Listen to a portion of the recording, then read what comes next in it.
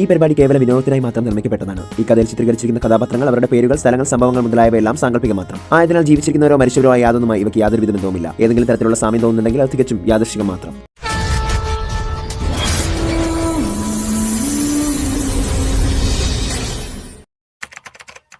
മഹാമത്സ്യറാണിയായ പ്രതയുടെ അമ്മയായ മേഘയ്ക്ക് പറയാനുണ്ടായിരുന്ന 25 വർഷം മുൻപുള്ള ആ കഥയിൽ പ്രതയുടെ ജന്മരഹസ്യവും ഉണ്ടായിരുന്നു. എന്റെയും മഹിയേട്ടന്റെയും വിവാഹം കഴിഞ്ഞു. മഹാപൗർണമി നാളിൽ വിവാഹം കഴിഞ്ഞവരായിരുന്നു നമ്മൾ.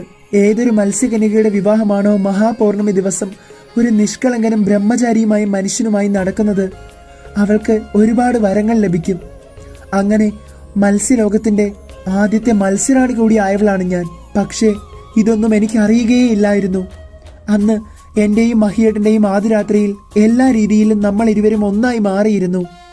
കാലം മറക്കാത്ത പ്രണയകഥയായിരുന്നു മേഘയുടെയും മഹിയുടെയും. വളരെ സന്തോഷമായ ഇണക്കങ്ങളും പിണക്കങ്ങളുമായി ഞങ്ങൾ മുന്നോട്ട് പോകുകയാണ്. ഞാനിപ്പോൾ മത്സ്യറാണിയാണെന്നുള്ള കാര്യം ഇന്ദ്രദേവൻ എന്റെ കണ്ണിൽ കാണിച്ചു തരുന്നത്.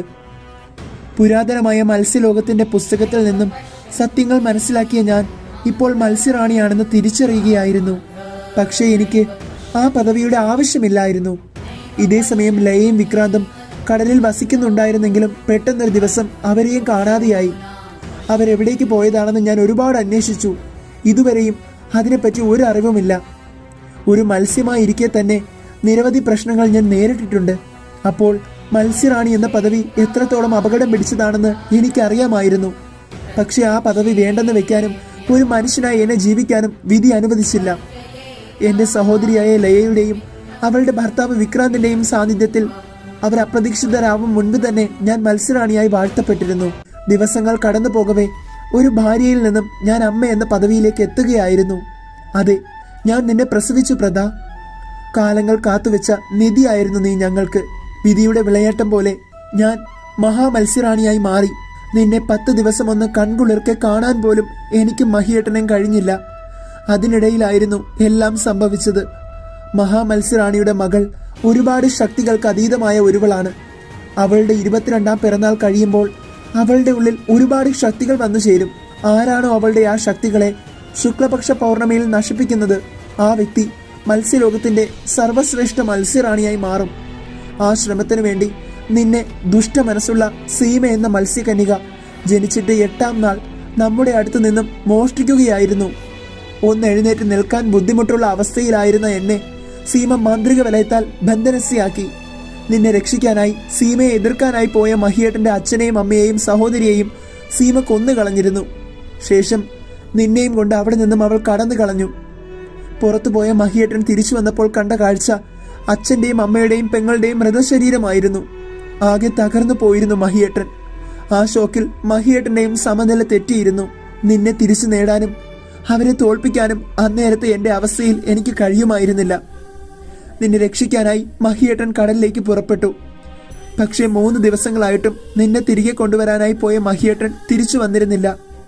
അങ്ങനെ 3ാം ദിവസം ആ ശവം നെന്മാറ കടൽ തീരത്ത് അടിയുകയായിരുന്നു. അതേ പ്രദ, നിന്റെ അച്ഛന്റെ തന്നെയായിരുന്നു ആ ശവം. കണ്ടതും കേട്ടതും സത്യമല്ലെന്ന് ഞാൻ വിശ്വസിച്ചു. പക്ഷേ നിന്റെ അച്ഛന്റെ മൃതദേഹം എന്റെ കണ്ണാലെ കണ്ട് ഞാൻ സ്തംഭിച്ചു പോയി.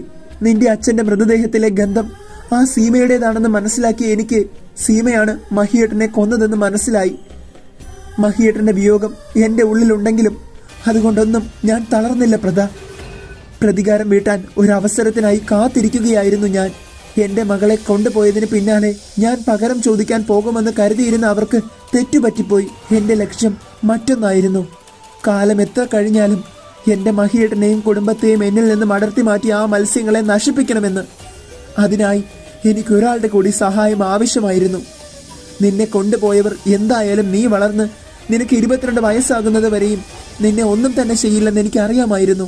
അതുകൊണ്ട് ഒരു വലിയ കാത്തിരിപ്പിന് തയ്യാറെടുക്കുകയായിരുന്നു ഞാൻ. നിന്റെ 21ാം വയസ്സിന് വേണ്ടിയുള്ള കാത്തിരിപ്പ്. എന്നിരുന്നാലും നിന്നോട് സത്യങ്ങൾ പറഞ്ഞാൽ നീ വിശ്വസിക്കുമോ എന്ന ഭയം എൻ്റെ ഉള്ളിലുണ്ടായിരുന്നു. പിന്നീടുള്ള 10 വർഷങ്ങൾ ഞാൻ ഘോര തപസ് അനുഷ്ഠിച്ചു. അതിൻ്റെ ഭാഗമായി എല്ലാം എൻ്റെ അകക്കണ്ണോടെ കാണാനുള്ള ശക്തി എനിക്ക് ലഭിച്ചു. നിന്റെ ഓരോ വളർച്ചയും ഞാൻ അകക്കണ്ണാൽ കണ്ടു. പക്ഷേ ഞാൻ തപസ് അനുഷ്ഠിക്കുന്ന സമയത്ത് സീമ എങ്ങനെയോ മത്സ്യലോകത്ത് നിന്നും പുറത്തായി. നീ എങ്ങനെയോ മാന്യതയുടെ മകളുമായി. കഴിഞ്ഞു പോയ കാര്യങ്ങൾ ഓർത്തെടുക്കാനുള്ള കഴിവ് എനിക്കില്ലായിരുന്നു. പക്ഷേ സീമ മനുഷ്യനായി മാറിക്കഴിഞ്ഞിരുന്നു. അങ്ങനെ ഇന്നത്തെ ദിവസം വരെ ഞാൻ കാത്തിരിക്കുകയായിരുന്നു നിന്നോട് ഈ സത്യം പറയുവാനായി. ഇന്നിതാ സത്യങ്ങളും നിന്റെ മുന്നിലുണ്ട്, ഈ അമ്മയും നിന്റെ മുന്നിലുണ്ട്. നീ തിരികെ ജീവിക്കണം പ്രദ. നിന്റെ അച്ഛനെയും കുടുംബത്തെയും കൊന്നവരോട് പ്രതികാരം ചെയ്യണം നീ. ഇത്രയും പറഞ്ഞ് മേഘ അവളുടെ കണ്ണിലെ കണ്ണുനീർ തുടച്ചു. ഇതെല്ലാം കേട്ടുനിന്ന പ്രദ ഞെട്ടിപ്പോയി. പക്ഷേ സത്യങ്ങൾ പ്രദ മനസ്സിലാക്കുകയായിരുന്നു. അമ്മേ എന്ന് വിളിച്ചുകൊണ്ട് പ്രദ മേഘയെ കെട്ടിപ്പിടിച്ചു. മോളെ, നീ എന്നോട് ക്ഷമിക്ക്. നിന്നിൽ നിന്നും ഇത്രയും നാൾ എനിക്ക് മാറി നിൽക്കേണ്ടതായി വന്നു. അതെല്ലാം നമ്മുടെ ലക്ഷ്യത്തിന് വേണ്ടിയായിരുന്നു. കുറച്ചു നേരത്തെ കെട്ടിപ്പിടിക്കലിന് ശേഷം ഇരുവരും അടർന്നു മാറി. ശേഷം മേഘയുടെ ഉൾക്കണ്ണാൽ മേഘയ്ക്കറിയാവുന്ന എല്ലാ കാര്യങ്ങളും മേഘ പ്രദയുടെ മുന്നിൽ വെളിപ്പെടുത്തി. അമ്മേ, എന്റെ അമ്മേ. പെട്ടെന്ന് പ്രദയുടെ മുഖം വാടിയിരുന്നു. മോളെ, എന്താ നിന്റെ മുഖം പെട്ടെന്ന് വാടിയത്?